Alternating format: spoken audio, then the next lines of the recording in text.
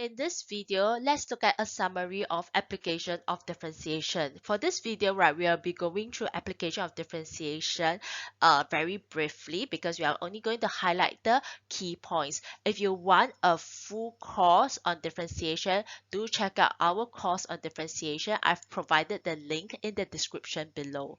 This video is part of our 5 minutes of additional mathematics series, where we go through an entire O-level additional math chapter in 5 minutes. Do take a minute to like our video and subscribe to our channel.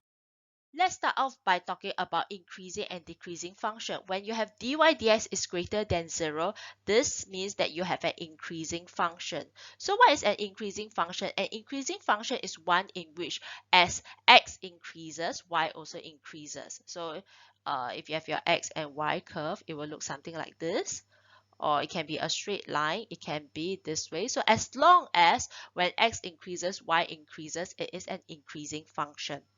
When dy dx is lesser than 0, we will have a decreasing function. All right. So in other words, right, as x increases, y decreases. So it can look like this. It can look like this. It can also look like this, and so on. Okay, so these are examples of decreasing functions, and they occur when dy dx is lesser than 0. Next, let's look at tangent and normal. So now let's look at this point here. So I have this point P, and this line here is a tangent to this curve at this point here.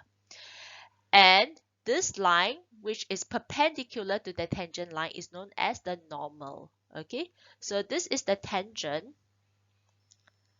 and this is the normal. Okay, and let me call this point P. Okay, so let's assume that P occurs as x1, y1.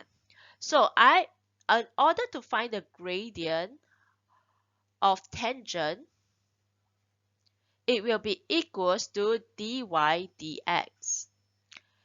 If I want to find the gradient of normal, the normal is perpendicular to the tangent, right? And we know that for perpendicular lines, multiplication of their gradients will give us -1. So the gradient of the normal is equals to -1 over dy dx.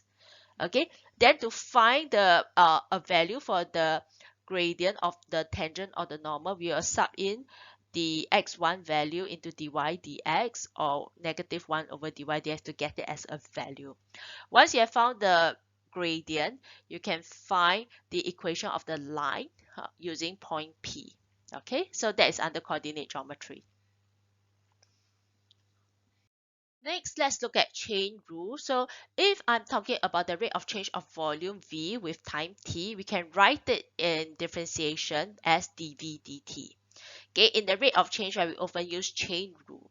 So what does chain rule mean? So for example, right, if I know for example, I know dV dt, and I have an equation between V and X. Okay, so in other words, I can find dV dx. So if I want to find dx dt, they can be linked by this formula here.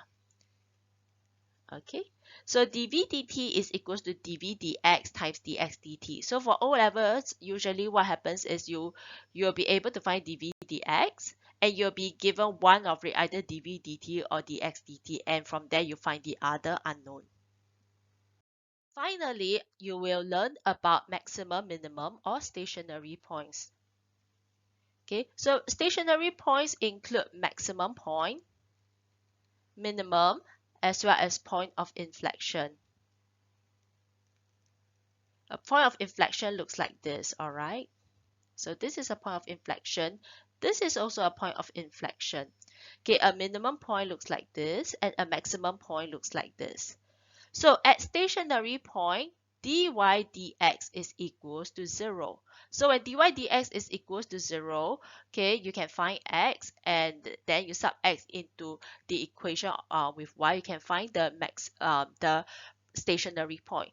But we know that when you have dy dx equals to 0, right, it could be a maximum point, a minimum point, or a point of inflection. So how do you determine what it is? Well, you need to differentiate it again. So when you have d squared y dx squared lesser than 0, then it is a maximum point. When d squared y dx squared is greater than 0, you will have a minimum point. For point of inflection, your d squared y dx squared will be equals to 0.